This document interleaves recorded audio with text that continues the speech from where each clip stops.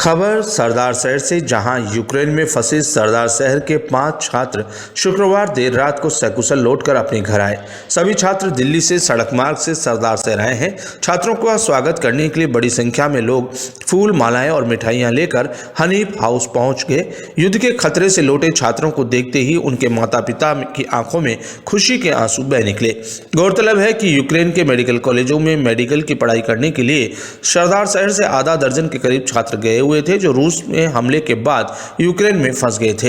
इनमें सरदार शहर के इस्माइल खान के पुत्र समीर खान, परमेश्वर दुबे के पुत्र अरुण दुबे, रमेश साहू के पुत्र मनोज साहू, उस्मान खान के पुत्र अकरम खान व हरिप्रसाद स्वामी के पुत्र आदित्य स्वामी यूक्रेन में फंस गए थे। सभी छात्र शुक्रवार को शाम दिल्ली पहुंच गए, जहां पर राजस्थान के मंत्री टीकाराम जूली व सुभाष गर्ग ने छात्रों का स्वागत किया तथा राजस्थान हाउस ले जाकर खाने पीने की व्यवस्था की। इसके बाद मंत्रियों ने सभी छात्रों को कार की व्यवस्था कर सरदार शहर भेज दिया।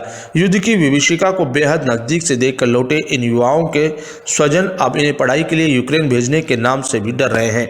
छात्रों ने यूक्रेन के हालात बताते हुए पूरे फक्र से कहते हैं कि हमारे देश के झंडे का यूक्रेन सहित पूरे यूरोप में बड़ा मान सम्मान है। जिस युद्ध में रूस व यूक्रेन की सेना एक दूसरे पर गोलियां बरसा रही थी, वहीं तिरंगा झंडा भारतीयों का सुरक्षा कवच बना हुआ था। जिस मिनी बस पर तिरंगा झंडा लगाकर निकलते थे, उस वाहन पर रूस या यूक्रेन की सेना कोई हमला नहीं करती, बल्कि सुरक्षित निकलने के लिए रास्ता दिया जाता था। उन्होंने बताया कि हर 5 किलोमीटर पर चेकिंग हो रही थी।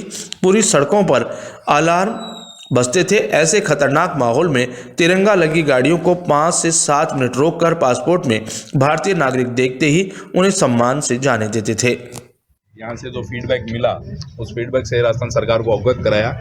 इसके अलावा माननीय मुख्यमंत्री जी ने राजस्थान हाउस दिल्ली में मंत्री समूह है, जिसमें सुभाष जी गर्ग, टीकाराम जी जूली और माननीय ममता जी भूपेश की एक टीम बना के एयरपोर्ट पे ही राजस्थान के बच्चों को राजस्थान हाउस सफलतम यात्रा कर पहुंच चुके हैं। सकुशल स्वागत किया है नगर पालिका द्वारा। जैसा कि हमारे उपाध्यक्ष महोदय ने बताया, बच्चों की सर्वप्रथम तो मैं हिम्मत की दाद देता हूं कि इस भयभीत माहौल में उन्होंने हिम्मत करके यहाँ से वहाँ से वहाँ, जैसा इन्होंने बताया, एम्बेसी तक पहुँचे और वहाँ की एम्बेसी ने और जो राजस्थान सरकार ने जो सहयोग और किया और अपने गार्जियनों के पास पहुँचने का इनको मौका मिल गया, ये हम सब के लिए बहुत सौभाग्य की बात है।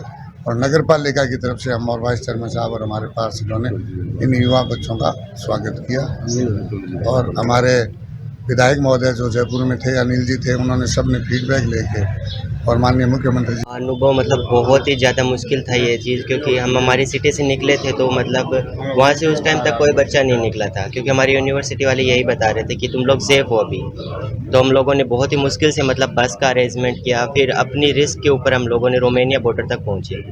फिर रोमानिया बॉर्डर भी हमसे कम से कम 1100 से 1200 किलोमीटर था। उसमें भी हमें 15 से 16 घंटे सफ़र करना पड़ा, जिसमें भी बीच में बहुत सी मतलब आर्मी भी थी, तो फिर उनको भी बताना पड़ा हम स्टूडेंट हैं। लेकिन हम बॉर्डर पहुंचने के बाद वहां से मतलब तकरीबन यही -8 डिग्री टेम्परेचर हो रखा था। उसमें लगभग हमें 10 से 12 किलोमीटर पैदल सफ़र करके फिर हमें बॉर्डर तक पहुंचे।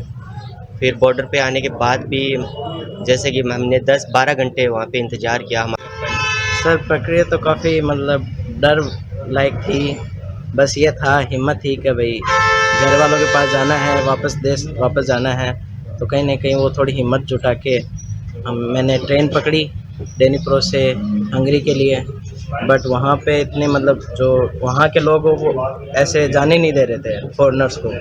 तो जैसे हमें सीट मिली मतलब टॉयलेट के पास कॉरिडोर में बैठ के हमने 2000 किलोमीटर का सफ़र कर। अब किस तरह के हालात वहाँ पे हैं? हालात अभी वहाँ पे ये है कि कभी भी कुछ भी हो सकता है।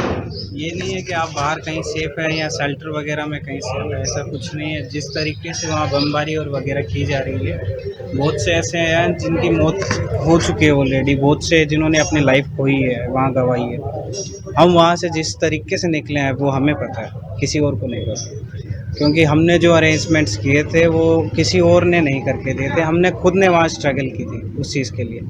हम वहाँ भाग दौड़ कर रहे थे, हमें सिर्फ ट्रांसपोर्ट नहीं मिल रहा था। क्यों? इस वजह से कि वहाँ के लोकल्स भी पलायन कर रहे थे और दूसरे स्टूडेंट्स भी कर रहे थे।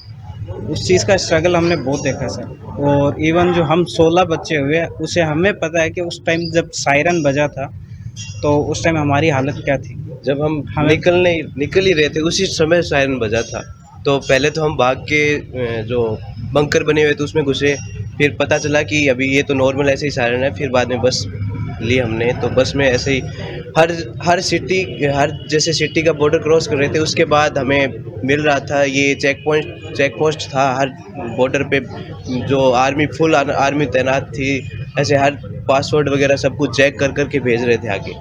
तो ये बहुत